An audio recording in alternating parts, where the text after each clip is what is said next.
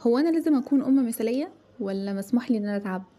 لو مهتمة اتفرجي في الفيديو لغاية الآخر وشاركينا برأيك.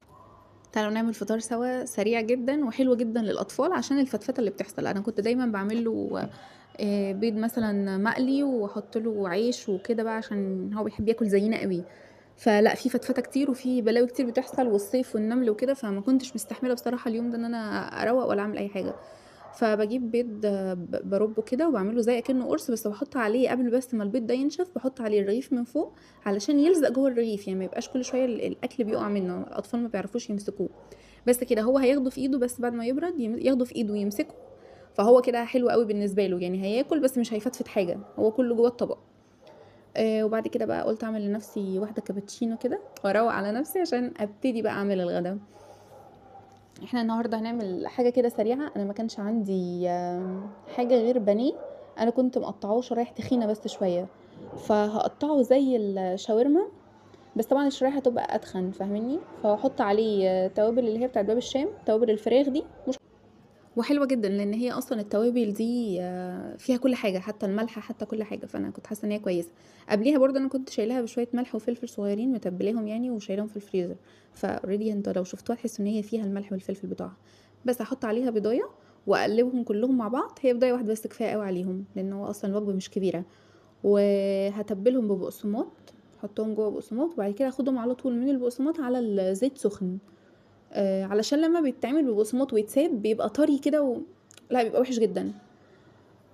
بس هنا بقى بجيب طبق كبير واحط فيه البقسماط عشان ما اقعدش افرفت الدنيا حواليا. بس وهنا كنت في الحله اللي ورا دي هسلق مكرونه، ويبقى مكرونه وبانيه، بس بانيه كده بشكل مختلف شويه، يعني ايه تغيير، وفي نفس الوقت لان انا كنت لو سبته البانيه ده نفس ما هو كده في القطع كانت القطعه تبقى صغيره على واحد ياخدها، فلا يعني حلوه دي كانت شكلها حلو قوي، هتشوفوا برضو ان هي عملت معايا كميه كبيره قوي والقطعه تخينه مش صغيره. كل حاجة هنا شارحة نفسها، فاحنا بقى نتكلم في الموضوع بتاعنا.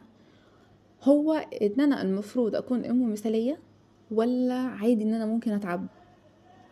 انا كنت في الاول بما ان دي اول تجربة ليا، فلما ولدت ابني كنت بعمل كل حاجة بالظبط. يعني مثلا كان اول ما خرجت من المستشفى كانوا مديني ادوية، ده بيتاخد ده الساعة كذا، ده الساعة كذا، ده مش عارف ايه.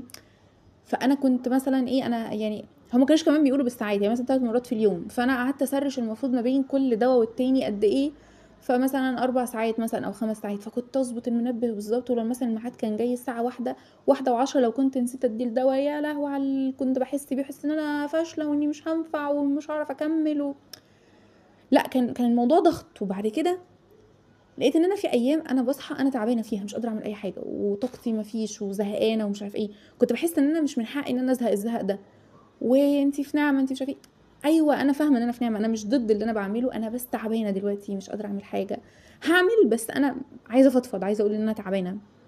وبعد كده لما لقيت ان كله لا كله ضغط عليا وانا بقيت ارهق نفسي اكتر، يمكن بعد سنه ونص ابتديت استوعب اللي انا فيه، هو ان انا مش لازم كل يوم اطبخ طبخ حلو جدا واعمل اكل نضيف جدا واكل صحي، وكل يوم يبقى عندي طاقه العب مع ابني بالساعات عشان ما اسيبوش لوحده، ومش كل يوم هبقى صبوره واللي هو يعمله ومش مشكله، واني استحمله مع اي حاجه. ماشي ماشي كل ده تمام، احنا لازم نعمله انا فاهمه، بس بالراحه. مش شرط، يعني المجتمع عندنا بيحط علينا صوره، هي صوره الام المثاليه، اللي هو ايه انتي ما بتغلطيش خالص، انتي على طول بتضحكي، على طول منظمه، على طول سوبر مع ابنك. يعني انا بشوف مثلا كنت طفل مثلا ماشي بيعيط في الشارع، بص بص سايباه ازاي، حرام، طب ده عيل صغير، طب هي مش قادره مثلا، هي شايله شنط كتير، هو مثلا بيتدلع في الشارع، فمش خلاص مش مشكله، هي هتاخد الشارع ده ماشي كده شويه وبعد كده تبقى تحايله، ما هتشيله ازاي وتشيل حاجاتها وتعمل حاجات. فالمجتمع بيحسسنا اللي هو لا انتي كده، لا انتي كده مش نافعه، انتي ازاي كده او لو عملتي وهي حاجات عاديه جدا، انا بحب ابني وعارفه مصلحته فين وكل حاجه، اكيد انا يعني مثلا مش شايفاه بيعيط فانا قلبي جاحد وسابق، مفيش الكلام دوت. فاقتنعت ان انا مش لازم اكون ام سوبر، انا هبقى ام حقيقيه جدا، انا بفرح اوقات وبتعب اوقات وبزعل وبضحك واوقات بنهار وبحس ان انا خلاص على اخري.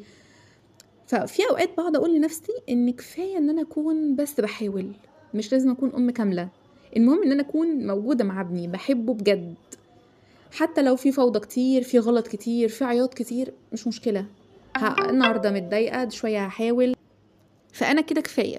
ان انا اكون ام بتحاول كل يوم مهما تعبت او نسيت او قصرت، انا برضو كده كفايه. طيب هو العادي ان الام تتعب؟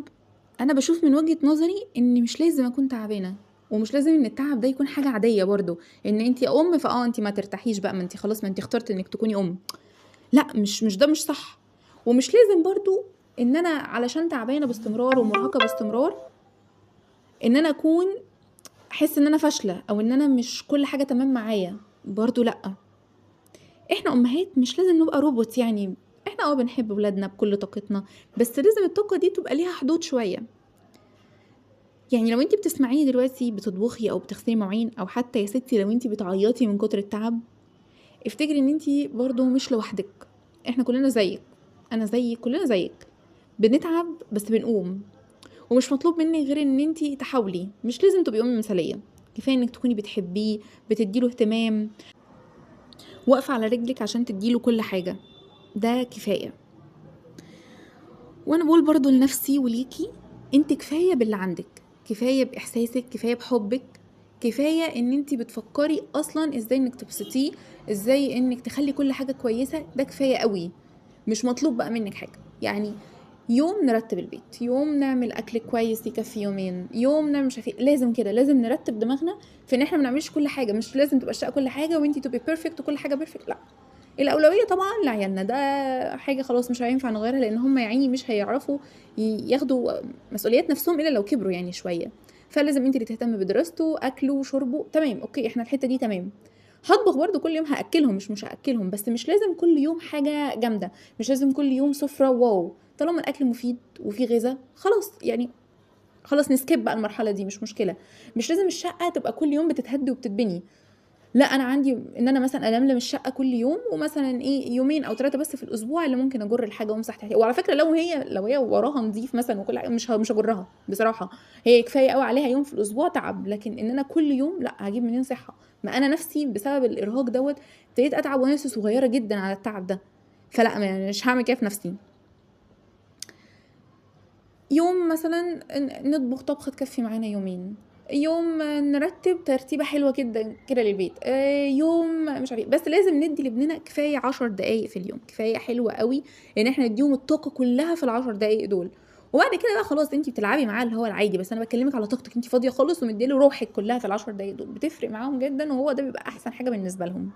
ومن يومك كله 10 دقايق حلوين قوي لنفسك، فتظبطي الدنيا. عايز تعملي مثلا سكين كير، عايز تعملي مش عارف ايه.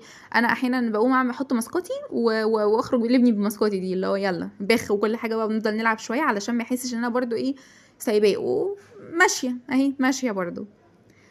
لغايه هنا هنكون خلصنا الفيديو، يا رب يكون عجبكم. ولو عجبك الفيديو دوسي لايك وشير وقولي لي رايك، واستني فيديوهات جايه كتير على القناه. شكرا.